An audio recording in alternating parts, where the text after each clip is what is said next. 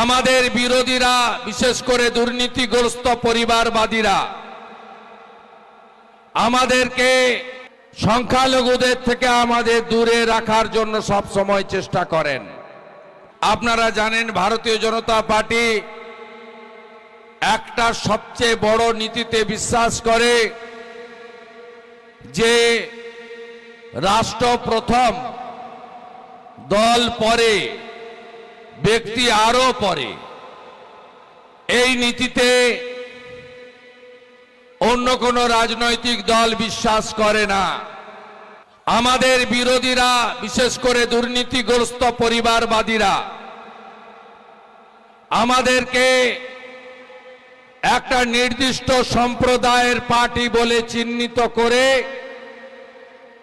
সংখ্যালঘুদের থেকে আমাদের দূরে রাখার জন্য সব সময় চেষ্টা করেন।